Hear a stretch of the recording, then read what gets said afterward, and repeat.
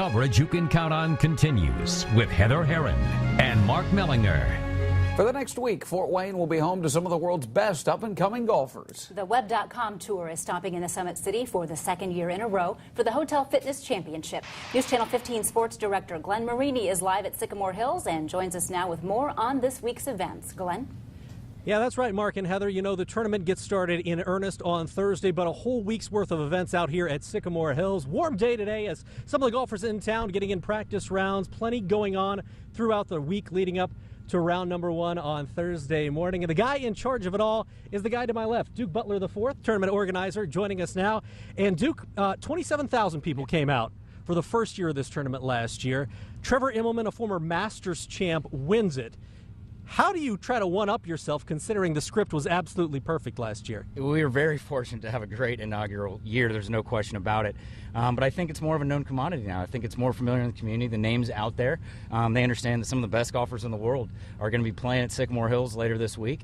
And we had great TV ratings all over the country and the world as well. So I expect to have more spectators attend this year. And I think we're hopefully going to shatter the 27,000 number. And that's what we've been planning for. Trevor Immelman's going to be back. Y.E. Yang, if you follow golf, you know the name. He's won a PGA championship back in 2009. Came from behind to beat Tiger Woods, nonetheless. So who are some of the other guys that people are going to recognize when they come out here to Sycamore? Ben Curtis is another one, former British Open champion. Sean O'Hare's won on the PGA Tour a couple times.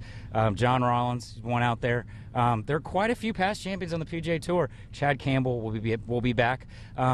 It's a really, really strong field. I mean, Steve Marino and James Driscoll, two guys that have been out on the tour for a long time. They're actually staying here on site. One of the cottages. Steve played here last year because he was injured and he got a medical start. I'm also really, really excited about some of these Web.com Tour players. I mean, if we'd have predicted who was going to be in the top 25, top 50, top 75 before the season started, I think we probably would hit the nail on the head with about 80% of them. And there's some young guys. Patrick Rogers from Indianapolis, Collegiate Player of the Year at Stanford, turned pro early. Qualified to play in the field, so we're excited to have him here as well. He's an Avon guy, so certainly some local representation as far as the state goes. But as far as weather goes, if you look at the schedule a week ago, it has changed for the fans. Tell us how. We were we'll be closed to the public Tuesday tomorrow, just to protect our parking lot. It's a grass surface. When you get 10 inches of rain in 26 hours, there's only so much you can do. So it only really changes one day, but it makes us keep an eye on the weather forecast going forward in case we do have to make some changes. But we will post everything on our website. We'll send it out to all the media outlets. We will get the information out there as best as we possibly can, but fingers crossed we don't have any more issues. Real quick, what is going to be the biggest thing the fans are going to notice as a change from last year to this year? There are more structures out on the golf course. We're trying to increase the fan experience.